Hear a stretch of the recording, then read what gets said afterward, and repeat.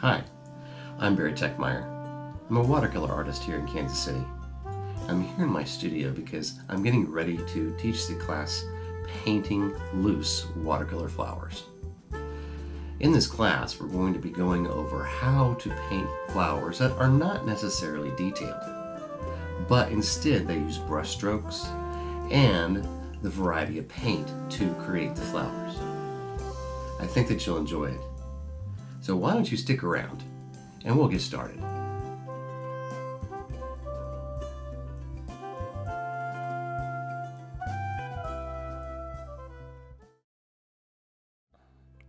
In this class, you will discover the process for painting loose flowers in watercolor. From roses to black-eyed Susans, you will practice the composition and brush strokes necessary to paint a variety of flowers. From this point, I'll talk about all the supplies that I use to paint flowers.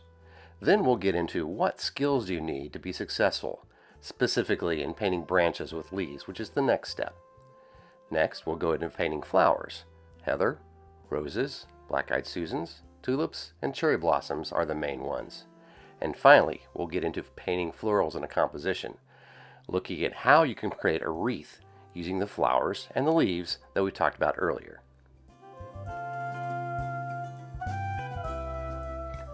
I need to give credit to this artist, Jenna Rainey, author of Everyday Watercolor Flowers. She was a wonderful resource when I was making this video, and she taught me a few tricks as well. So check out the book if you ever have time. Students always ask me, what is the most important supply when you're purchasing things for watercolor? It's the paper. This is Arches 300-pound 100% cotton paper. It's also cold press. I can also use 140-pound paper. It's just a little bit thinner and you'll have to tape it down. This is cold press and it has a little bit of a rough surface. And then there's also hot press, which I mainly use for illustrations and when I'm doing ink drawings. And it's much smoother. And you can see here the 300-pound paper is very thick, which is why you don't have to tape it down. When you put water on it, it will not bend as much.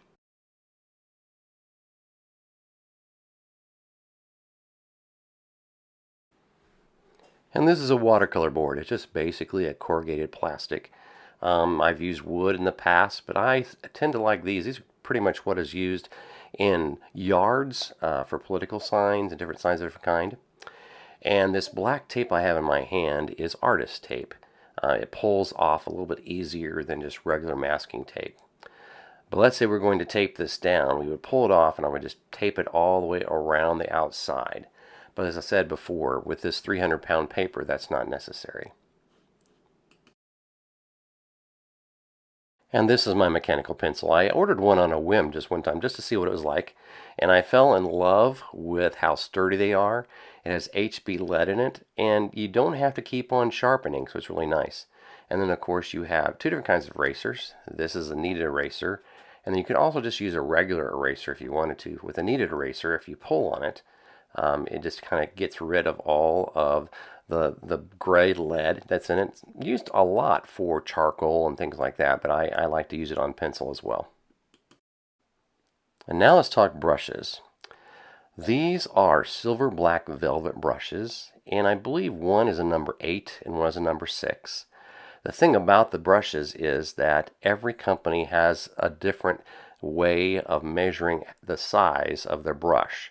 But around a number 8 tends to be about the right size. You can find the number on the handle itself.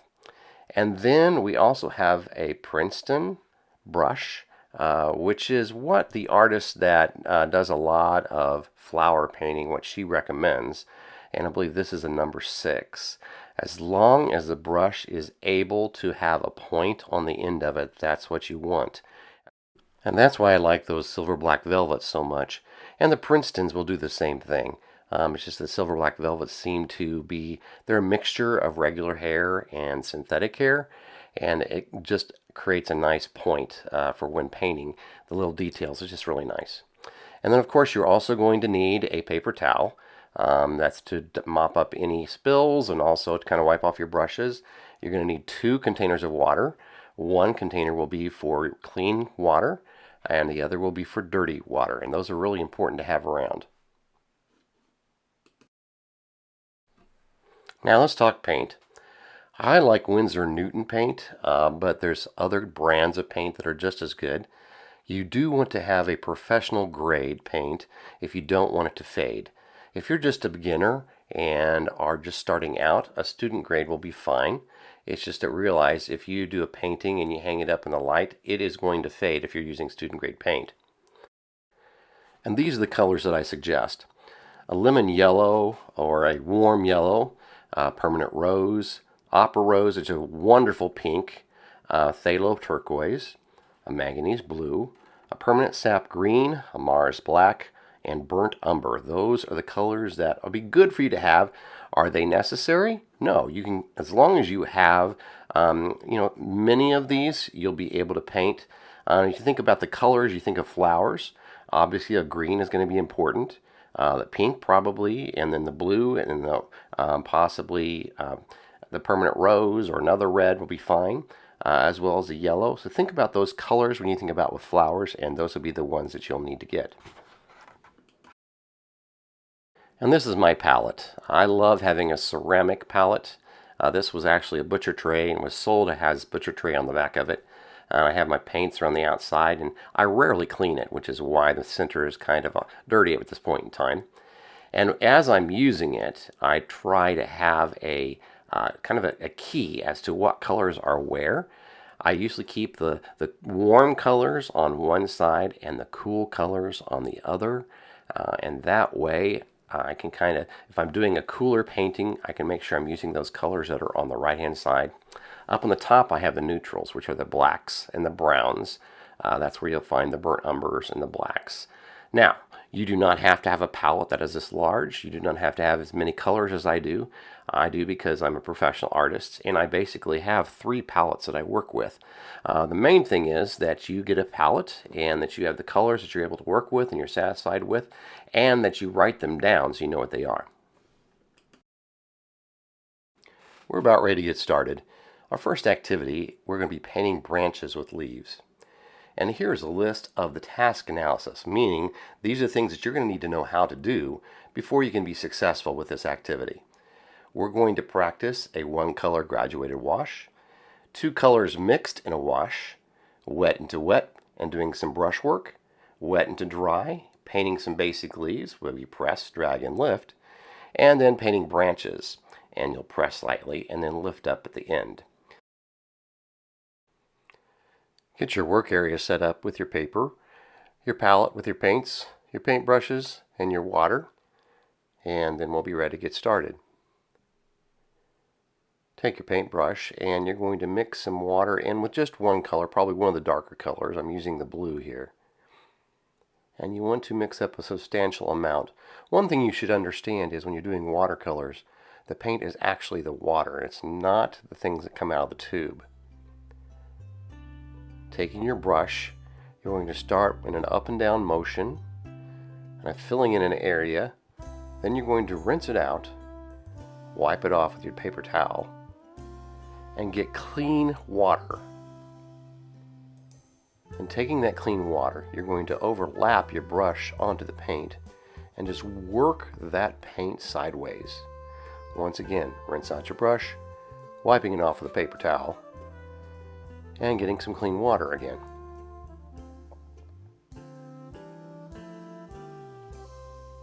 And this is how you make a graduated wash, starting with very, very dark value on the left and working to where you can almost not see it on the right.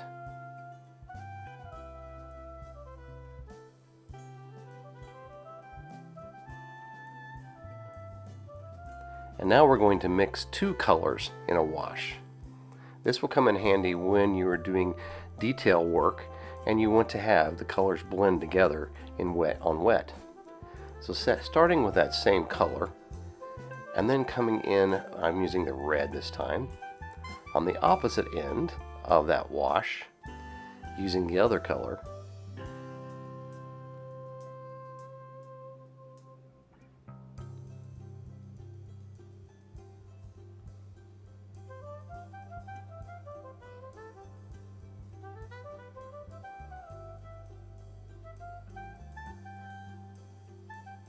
Then rinsing your brush out really good, wiping it off on the paper towel, getting some clean water, and bringing that blue out until it hits the red. And there it's going to start mixing together. Taking another brush full of clean water and then mixing the red and the blue a little bit more substantially. You can see how it makes kind of a dirty violet.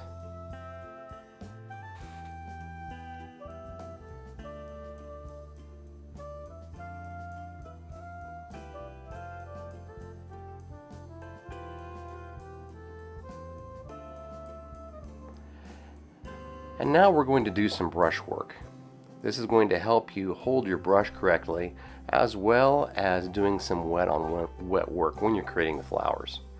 Hold that brush straight up and down, and then start in the middle and just start doing circular strokes, going very slowly and making sure that the edges of that circle are smooth. This is going to take you some practice, but this will help when you start painting on your flowers. Practice holding that brush straight up and down, using the different colors. And this time I'm going right over the blue with the yellow, and what you're going to see is eventually that wet into wet will bleed together and create a little bit of a green.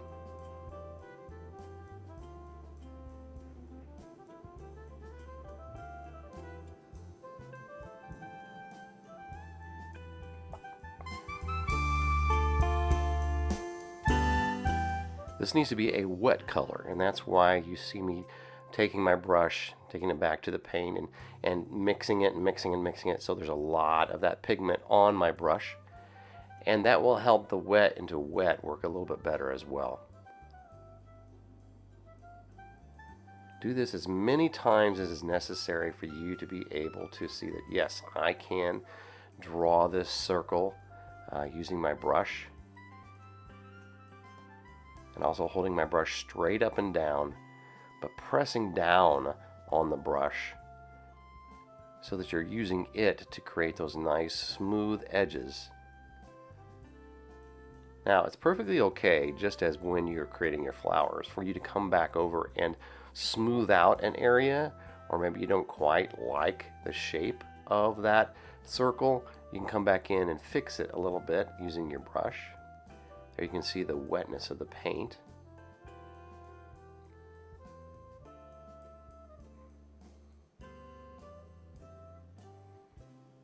Rinsing out that brush between each color so that you're not mixing the color together.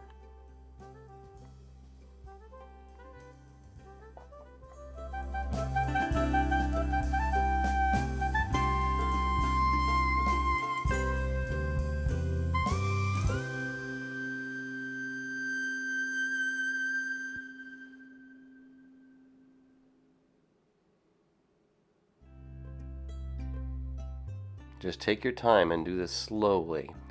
Here I'm using violet. This is not a violet that I've mixed up. This is actually a tube color that I have. This would be another color paint if you want it. Tube paints are very expensive. They run about, now they're about $8 or $9 a tube. That's for a little bitty 5-ounce container.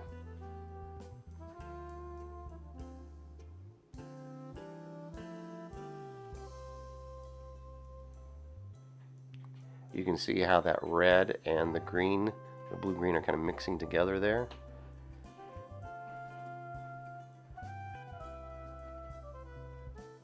And the red and the violet are mixing together as well.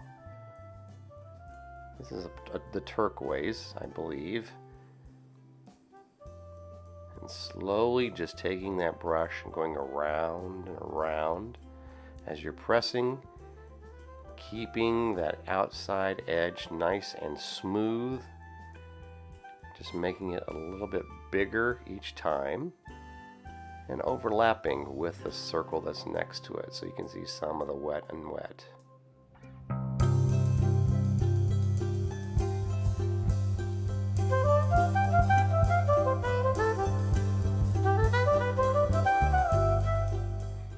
Now let's practice some leaves. For leaves I'm using a green paint, and there's a specific technique I want you to use. You're going to touch your paper with the brush, and you're going to drag it slightly. It's almost like a print when you do that. And then you're going to lift up. Once again, don't get frustrated if you cannot do this the first time. You may add water to your green and make it a lighter green, or you can also, if you want to, put a little bit of yellow in it so that all your leaves are not exactly the same color. Some of them will be dark green, some of them will be yellow green, some of them will be lighter green. Now when you are changing the direction of your leaf, you want to point your brush in the direction you want the leaf to go.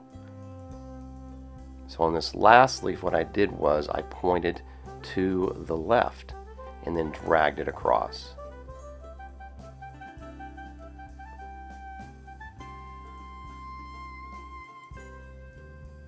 And then I have to point, I want it to point diagonally, so I'm going to touch and drag and lift so I have another leaf. And this will help you when you are creating whatever you want to with all the different leaves. A little later on, you can try creating a leaf wreath.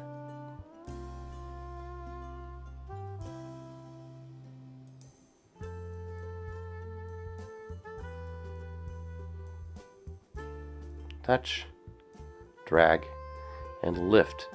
And this is where that silver black velvet brush comes in handy. Nice and pointed there on the end. And then you can also add where the leaf is connected to the stem. Now if you want a longer leaf, say if you're doing a tulip, you just drag the paintbrush a little bit longer. Nothing wrong with that dry brush area where the white is coming through, but in this situation I wanted to go ahead and fill it in and make it a little bit darker. Let's try it again. Touch, push, and then drag all the way up. A nice point on the end. And there you can see there's one that has been filled in and one that has some of the texture of the paper showing. Both are perfectly okay. Now let's draw a branch. I've got some brown paint, burnt umber I believe, on my brush. And I'm just going to very lightly touch it and make it kind of look organic, an organic line, not straight. And have some branches, little branches coming off of it.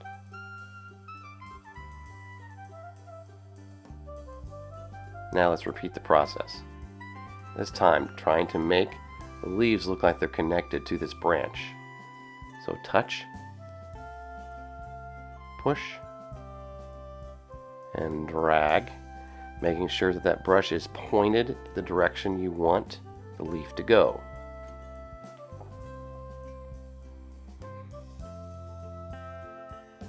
Touch, push, and drag.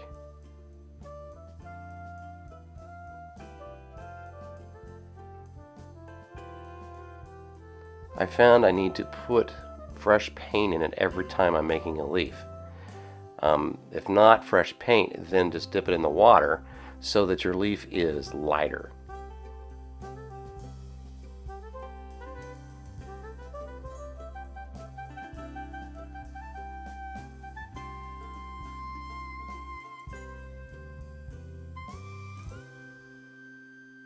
You also want to vary the direction your leaf is going. All the leaves don't go the same direction.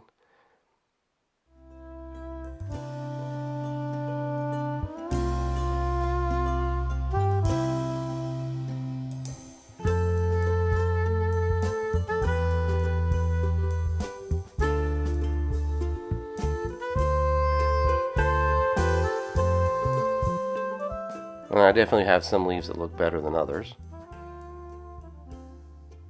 I also like to overlap leaves.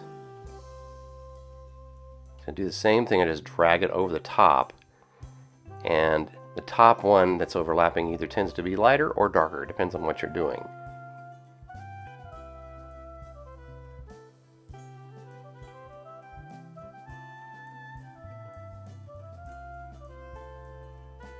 Here's another one that's overlapping.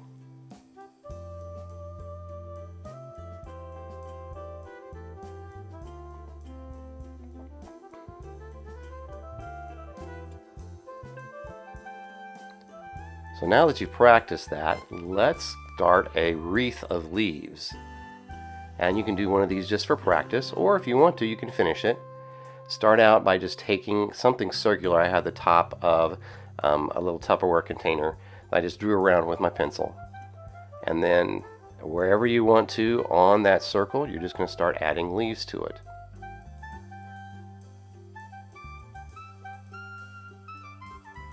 Again, watch how your brush is pointing the direction that you want it to go.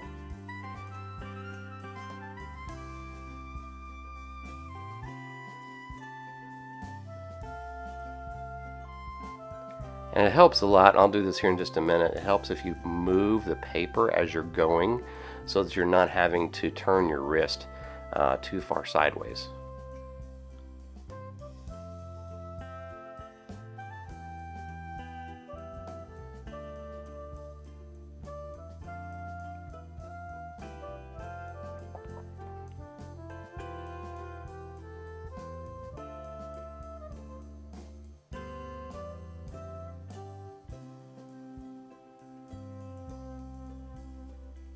You want to do a lot of overlapping when you're creating a wreath.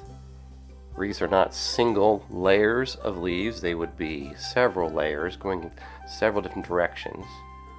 You know, these are all kind of curved towards that corner. But you're going to want to put more leaves on there if you have the room. Again, thinking about, can I add yellow to it to make it a yellow-green? Can I dip my brush in the water so it's a light green? Not all the leaves are going to be the same value, the same color.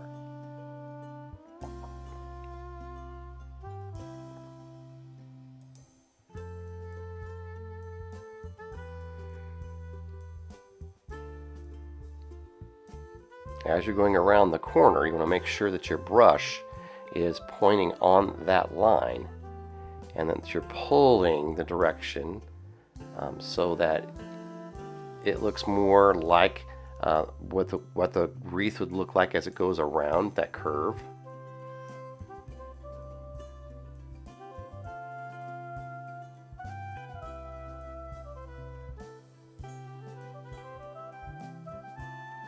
Now, painting those on the opposite side is a little bit tricky. You're going to want to practice that where you're moving your brush to the left and then changing the direction of your wrist as you're going around. That's what makes it tricky. So practice that before you get into doing a wreath.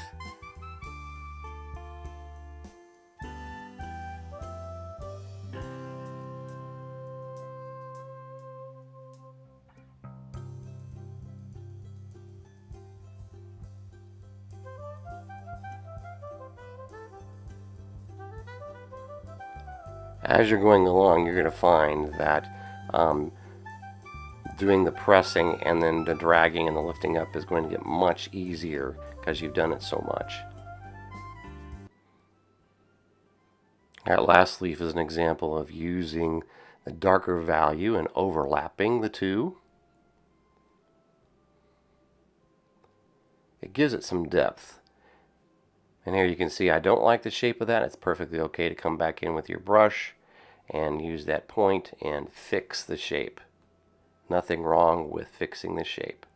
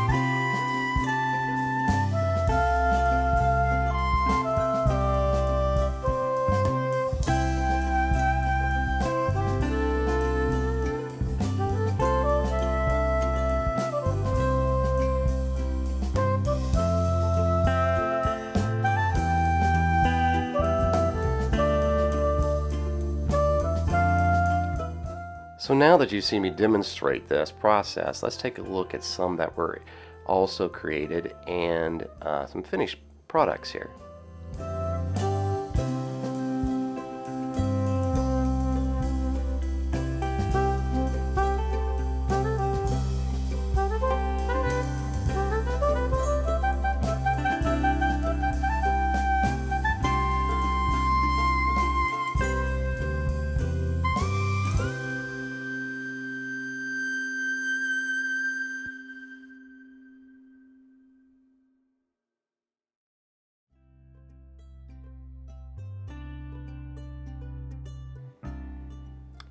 Using a red and a blue, mix you up a nice violet. Add some more water to it so it's a light color. Using your tip of your brush, lay your brush down so that you're almost making a little print of the side of the brush, keeping it small.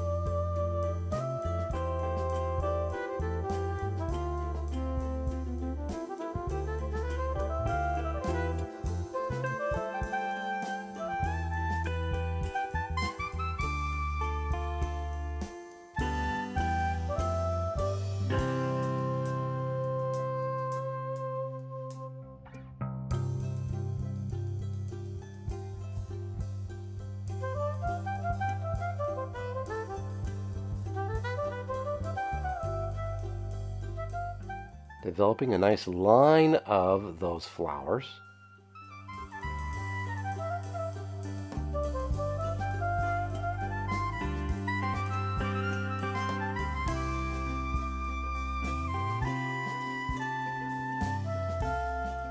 And then taking a yellow-green, make a very thin line down the middle.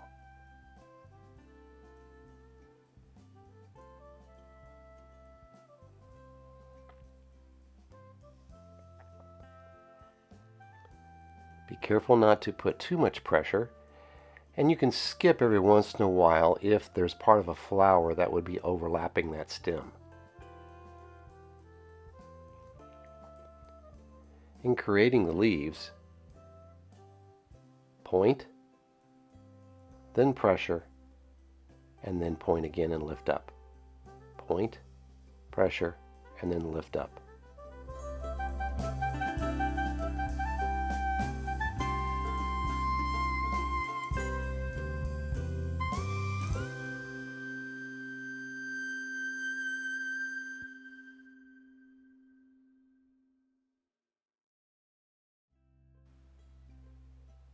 Our next flower is a black-eyed Susan.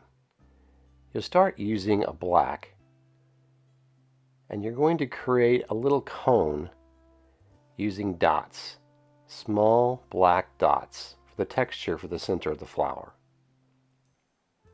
You need to rinse your brush out really well after you get this done. Now to mix up your yellow. Take a little bit of red and mix it in, and because you don't want every one of the petals to be the same color, you can also add a little water to make it lighter.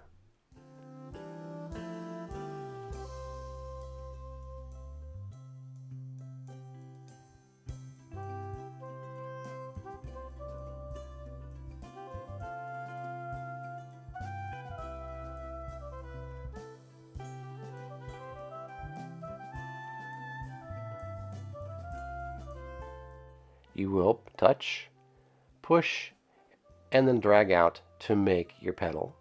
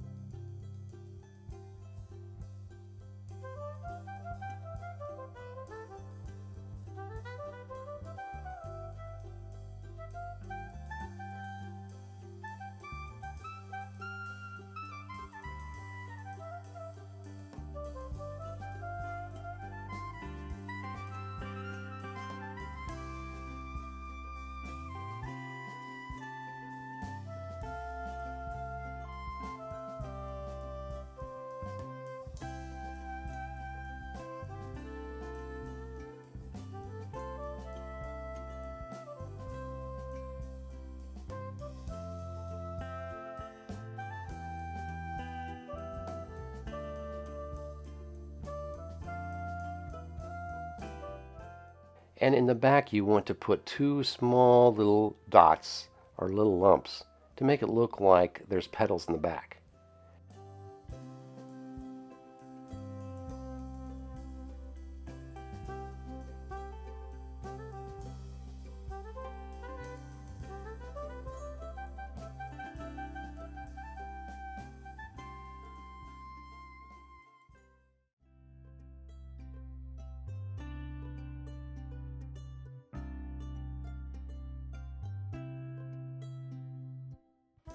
Next is the stem, a nice long stem, maybe a little bit thicker on the bottom and then towards the top.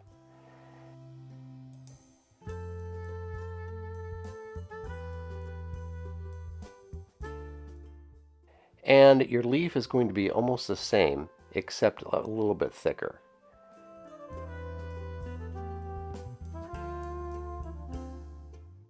Where you touch, push, drag it up, and then make a point on the end.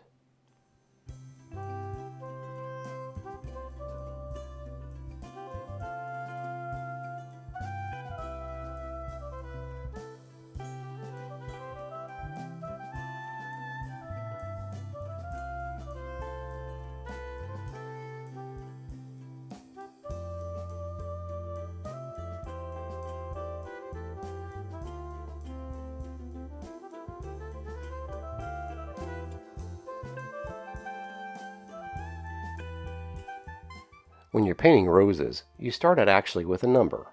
You paint a very small number 6.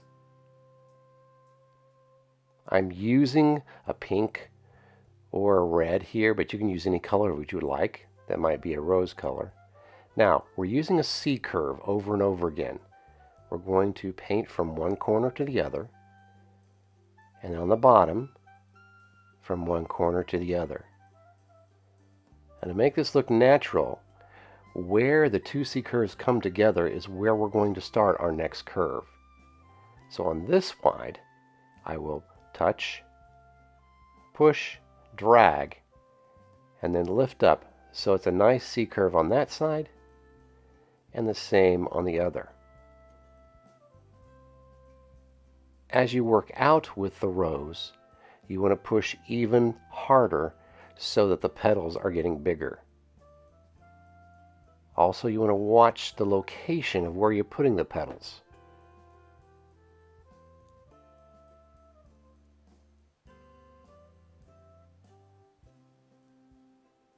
Make sure that they're not in the same place each time.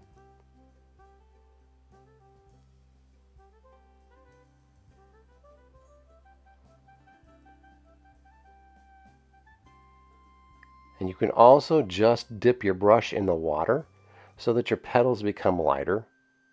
Again, you don't want all your petals to be the same color. You want to have a variation in color. With the petals that we're getting out here towards the outside, you can always dip your brush into the pink and do a wet and wet where you have a little bit of color to show some texture or some shadow.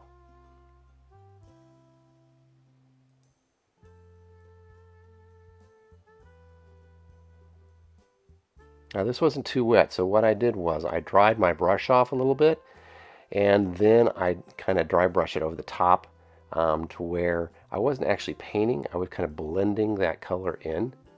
So it was not a hard edge, it was more soft.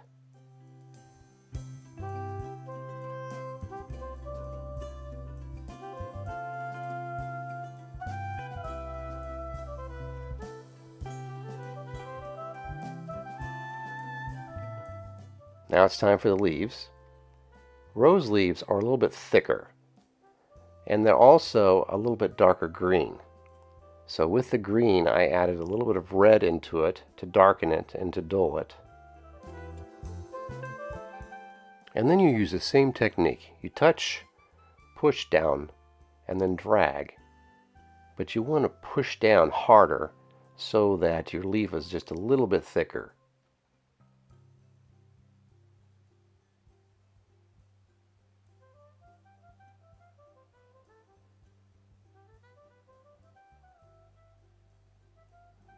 It's perfectly okay to come back in and paint something in if you didn't get it completely filled the first time.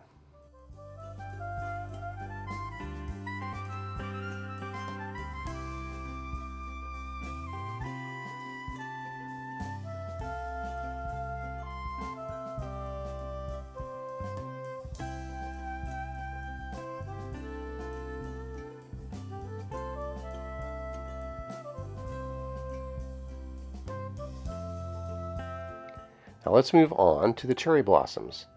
For the cherry blossoms, you want to make sure that all of the petals that you're pointing point to the middle. That's why I have my finger there, to make sure the point of the petal is pointing to the center. It's also important that you do a two-stroke method. I am pointing with my brush, dragging it, and then curving it. On the opposite side, it's almost like a heart, except the top would be filled in. If there's a little bit of white between each one of the petals, that even makes this more realistic. We also want to make sure that we leave white in the very center. Push, drag across. Push, drag across.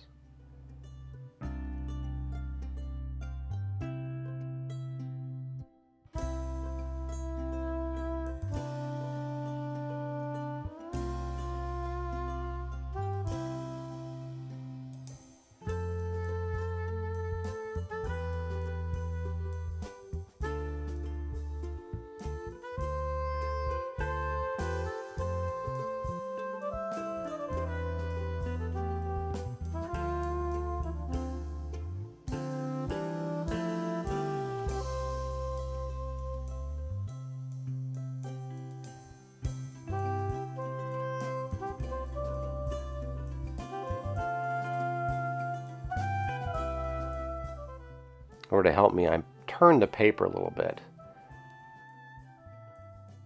Point, push, drag to one side.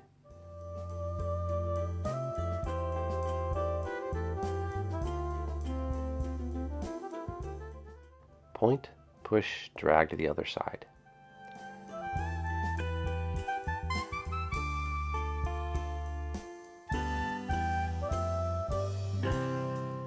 I mixed up some burnt umber with just a little bit of black for the branch. Taking it across and thinking of a branch, remember it's not completely straight.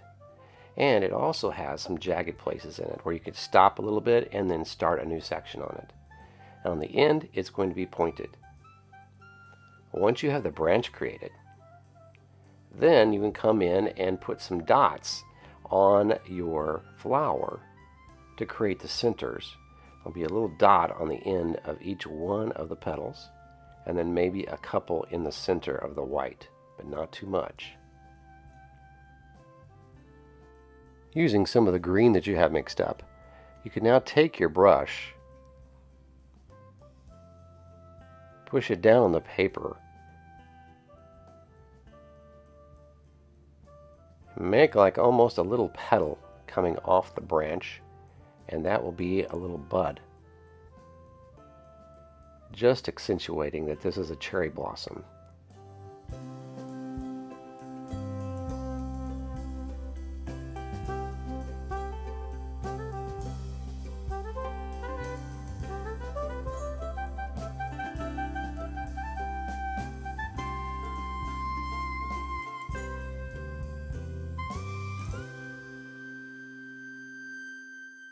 To create the tulip petals, you want to touch, press down, and drag your brush to the right first. And do the same thing, leaving a little bit of white in between. Touch, press, to the left. Notice the little V that's down on the bottom.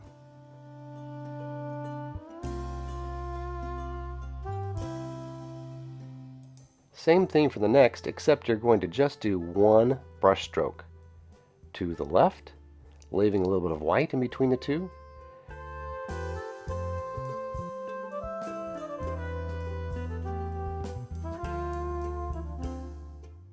Brush stroke to the right, leaving a little bit of white in between the two.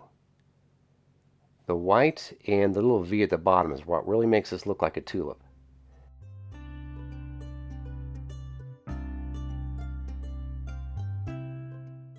Now taking some of your green, your yellow green, since you used a pink,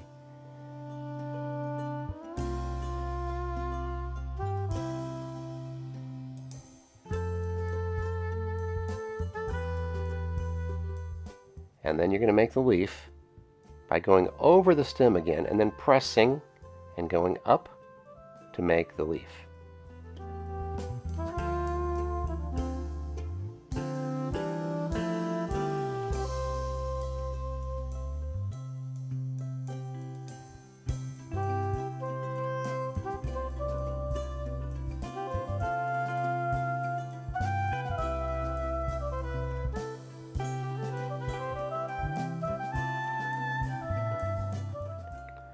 When creating this composition, what I did was I looked online for some pictures of some floral wreaths, and I found one that was dried flowers.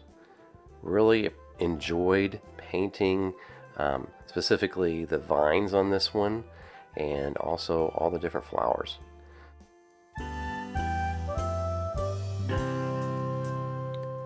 One of the secrets of painting with watercolor is if you start out with a base color, and it's normally lighter.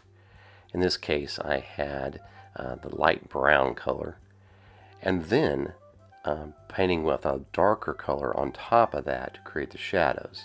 And this makes that look more three-dimensional, and that's what I did here with the vines. I just continued to paint with it until the whole area was filled.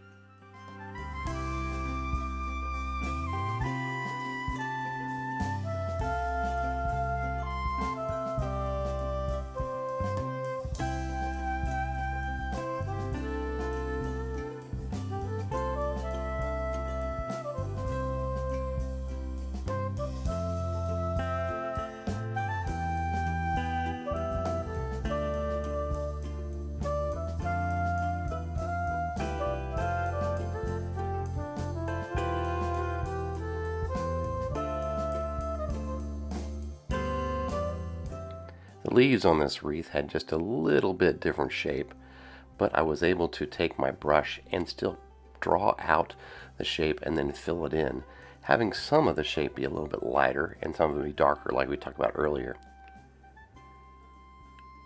There were some dried vines that were on this wreath, and they were gray in color and very, very small, like they were little flowers. And what I did was I just took the brush and I dabbed it onto the paper to create that texture.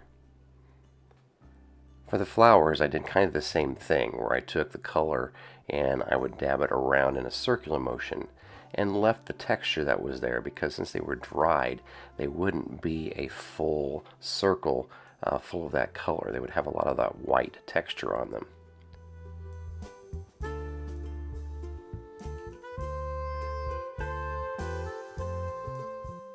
As I'm building up this wreath with the different flowers and the vines and things, I'm relying heavily on the photograph that I'm seeing.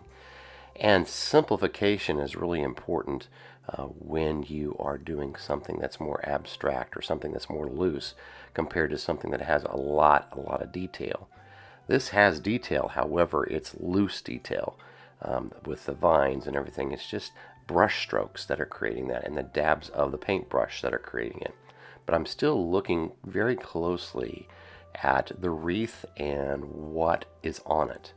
And I'm just kind of going a little bit at a time to build it up, remembering some of the things that I learned as I painted the other flowers and using some of those other techniques.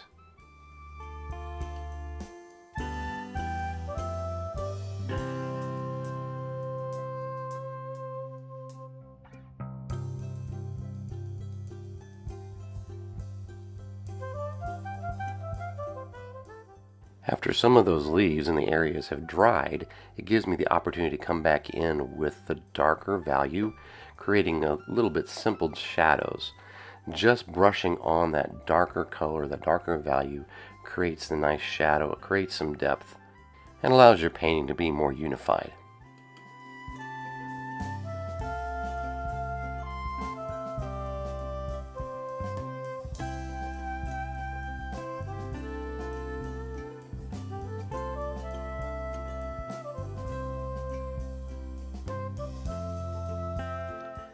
One thing that made painting this wreath interesting was that it was a limited palette, that there was only really 3 or 4 colors that I utilized through the whole painting.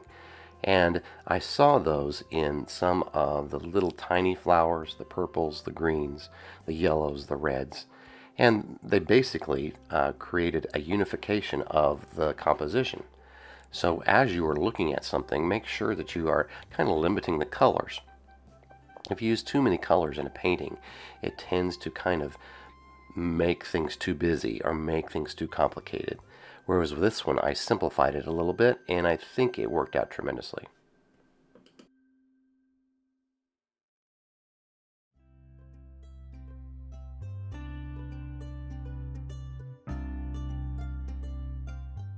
One technique I want you to notice that I've used a lot in this wreath was coming out and making little blobs of paint and then connecting those blobs of paint with lines like you can see there to kind of make it look like those are the flowers that are kind of sticking out, the little tiny flowers.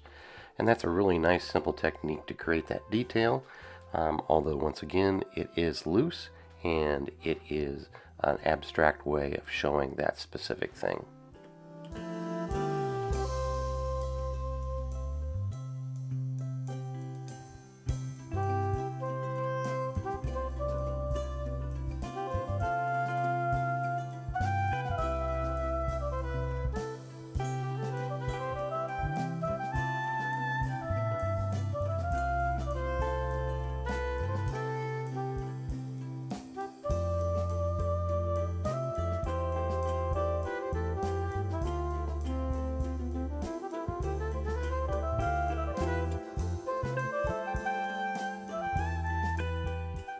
Before you finish up a painting, it's important for you to step back and take a good look at it.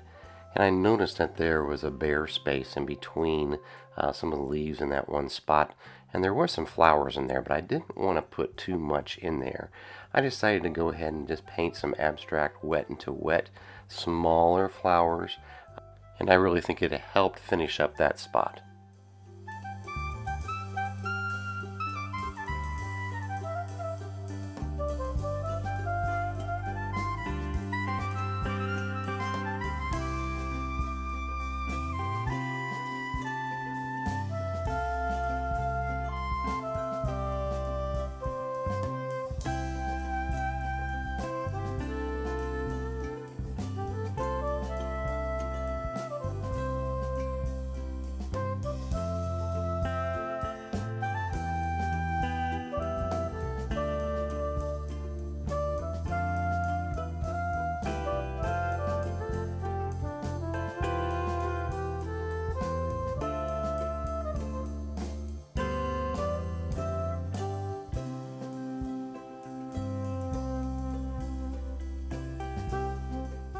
To finish the painting up, once again, I'm looking at the leaves, I'm looking at the various areas where there may possibly need to be some contrast, which would be just adding that dark shadow, and did that in several places, and I was able to finish up the painting.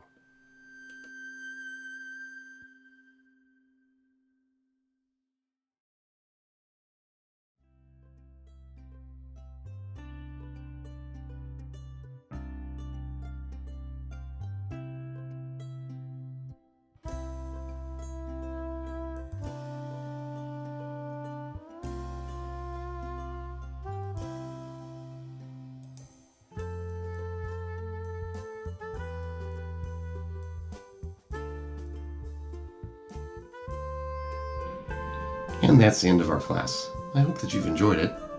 And to help you remember some of the things we talked about, here are 4 questions for you.